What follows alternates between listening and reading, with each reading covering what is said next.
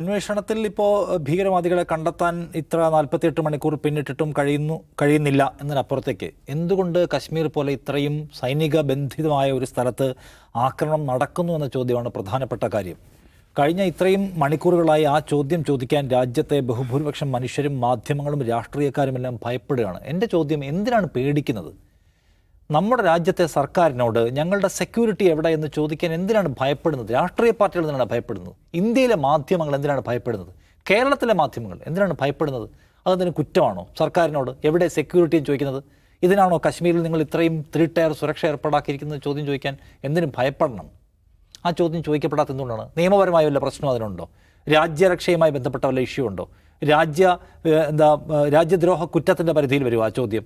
ഏതെങ്കിലും കോടതികൾ ആ ചോദ്യം ചോദിച്ചതിൻ്റെ പേരിൽ നമ്മളെ ശിക്ഷിക്കുമോ? ഒന്നും സംഭവിക്കാൻ പോകുന്നില്ല. ഈ ചോദ്യം ഉയർന്നു കേൾക്കേണ്ടുന്ന ഒന്നാണ്. ലോകത്തെവിടെയും ആഭ്യന്തര സുരക്ഷയ്ക്ക് പ്രശ്നമുണ്ടായാൽ അവിടുത്തെ ഭരണകൂടങ്ങളോട് മനുഷ്യർ ചോദ്യം ചോദിക്കും, പ്രതിപക്ഷത്തിരിക്കുന്നത് ചോദ്യം ചോദിക്കും, മാധ്യമങ്ങൾ ചോദ്യം ചോദിക്കും. നമ്മൾ ആ ചോദ്യം ചോദിക്കണം, വെരി മൊമെൻറ്റിൽ ചോദിക്കണം. ചോദിക്കാൻ എന്താ മടി? ഒരു വൈകാരിക സന്ദർഭമാണ്. നമ്മുടെ സഹോദരങ്ങളായ ആളുകൾ ആക്രമണത്തിൽ കൊല്ലപ്പെട്ട സന്ദർഭമാണ്. അത് മനസ്സിലാക്കണം. അത് മനസ്സിലാക്കിക്കൊണ്ട് എക്കാലത്തേക്കും നിശബ്ദമായിരിക്കണം. നമ്മൾ ഇന്നലെ സംസാരിച്ചാൽ അങ്ങനെ നിശബ്ദമായിരുന്ന പാരമ്പര്യം ഈ രാജ്യത്തിനില്ല. മുംബൈ ആക്രമണം നടന്നല്ലോ, ഇന്ത്യയുടെ ചരിത്രത്തിലെ ഏറ്റവും ഭീതിതമായ ആക്രമണമാണ്. അന്ന് ശിവരാജ് പാട്ടീൽ എന്ന് പറയുന്ന ആഭ്യന്തര വകുപ്പ് മന്ത്രി അതിൻ്റെ ധാർമ്മികമായ ഉത്തരവാദിത്തം ഏറ്റെടുത്തുകൊണ്ട് രാജിവെച്ചു. ഇന്നത്തെ കാലത്ത് നമുക്ക് ആലോചിക്കാൻ പറ്റുമോ? ഇന്നിപ്പോൾ ആരാണ് ഇതിൻ്റെ ഉത്തരവാദിത്തപ്പെട്ട ആൾ?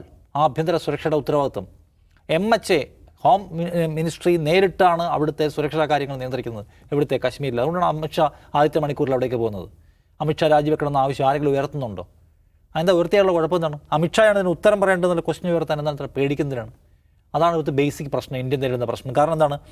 ഈ രാജ്യത്ത് ഉണ്ടാകുന്ന സെക്യൂരിറ്റി ലാപ്സ്, അതിൻ്റെ പേരിൽ മനുഷ്യർക്കുണ്ടാകുന്ന ജീവഹാനി, അതിൻ്റെ പേരിൽ സർക്കാരിനോട് ചോദ്യം ചോദിക്കാൻ എല്ലാവർക്കും പേടിയാണ്. അത് ചോദിക്കുന്നത് എന്തോ വലിയ അപരാധമാണെന്ന് മനുഷ്യർ വിചാരിക്കുന്നു. അതിൻ്റെ സൗകര്യം കൊണ്ടാടുകയാണ് ഈ സർക്കാർ. ഞങ്ങളോട് ആരും ചോദിക്കില്ല. കാരണം ഞങ്ങൾ ഉയർത്തി നിർത്തിയിരിക്കുന്ന ഒരു അതിതീവ്ര ദേശീയതയുടെ ആവരണത്തിന് പുറത്തേക്ക് വന്നുകൊണ്ട് എന്താണ് യാഥാർത്ഥ്യം എന്ന് മനസ്സിലാക്കി ക്വസ്റ്റ്യൻസ് ചോദിക്കാൻ മനുഷ്യർക്ക് തയ്യാറാവില്ല എന്ന കോൺഫിഡൻസ് ഗവൺമെൻറ്റിനുണ്ട്. ആ കോൺഫിഡൻസിനെ നമ്മൾ അവഗണിച്ചു കൊടുക്കേണ്ട കാര്യമൊന്നുമില്ല. ഇത് കശ്മീർ ഒരു നേരത്തെ പറഞ്ഞ പോലെ ഇന്ത്യയിലെ ഏറ്റവും സൈനിക സാന്നിധ്യമുള്ള, ഇന്ത്യയിലെ ഏറ്റവും സെക്യൂരിറ്റിയുള്ള ഒരു സ്റ്റേറ്റാണ്. ഈ പറയുന്ന സ്ഥലം എന്ന് പറയുന്ന നമ്മളിപ്പോൾ ആക്രമണം ഉണ്ടായിട്ടുള്ള പഹൽഗാം, അത് എന്താണ്, തന്ത്രപ്രധാന മേഖലയാണ്.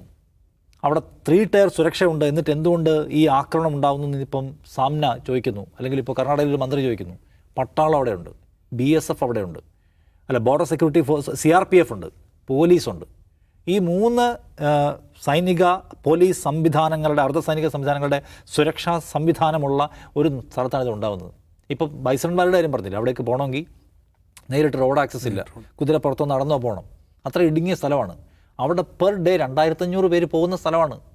അതൊരു ഒരു ഒരു ഒരു പ്രാധാന്യം ഇല്ലാത്ത സ്ഥലമാണ്. 2500 പേർ പോകുന്ന, റോഡ് ആക്സസ് ഒന്നും ഇല്ലാത്ത, മുഖ്യധാരയിൽ നിന്ന് അല്പം വേർപെട്ട് കിടക്കുന്ന ഒരു സ്ഥലത്ത് ഒരു സെക്യൂരിറ്റിയും വേണ്ടേ?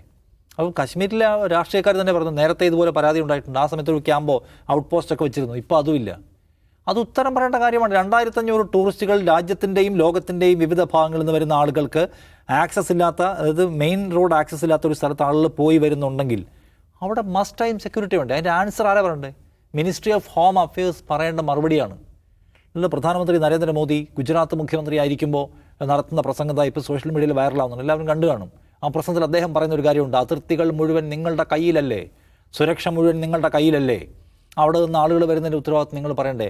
ഈ ആക്രമണം നടത്തുന്ന ആളുകൾ മുഴുവൻ വിദേശികളല്ലേ? വിദേശികൾ അവിടെ നിന്ന് എങ്ങനെ വന്നു? തീവ്രവാദികൾക്ക് എങ്ങനെ പണം കിട്ടുന്നു? RBI നിങ്ങളുടെ കയ്യിലല്ലേ? റിസർവ് ബാങ്ക് ഓഫ് ഇന്ത്യ നിങ്ങളുടെ കയ്യിലല്ലേ? ബാങ്കുകൾ നിങ്ങളുടെ കയ്യിലല്ലേ? എങ്ങനെ തീവ്രവാദികൾക്ക് പണം കിട്ടുന്നു? ഇതിന് മുഴുവൻ ഉത്തരവാദിത്വം പറയേണ്ട ബാധ്യത സർക്കാരിനാണ് എന്ന് പറയാണ് ആര്? ഈ പറയുന്ന നരേന്ദ്രമോദി. ഇപ്പം നരേന്ദ്രമോദിക്ക് ഈ സംഭവം ഉണ്ടായതിനു ശേഷം അദ്ദേഹം ബീഹാറിൽ പ്രസംഗിക്കുന്നു. അദ്ദേഹത്തിന് ഈ സെക്യൂരിറ്റി ലാപ്സിന് ഒരു മറുപടിയും പറയേണ്ടി വരുന്നില്ല. കടുത്ത ഭാഷയിലുള്ള ചോദ്യങ്ങൾ ചോദിക്കാൻ പോലും ഇവിടുത്തെ ദേശീയ മാധ്യമങ്ങളോ പാർട്ടികളോ തയ്യാറാവുന്നില്ല. അങ്ങനെയല്ല വേണ്ടത്.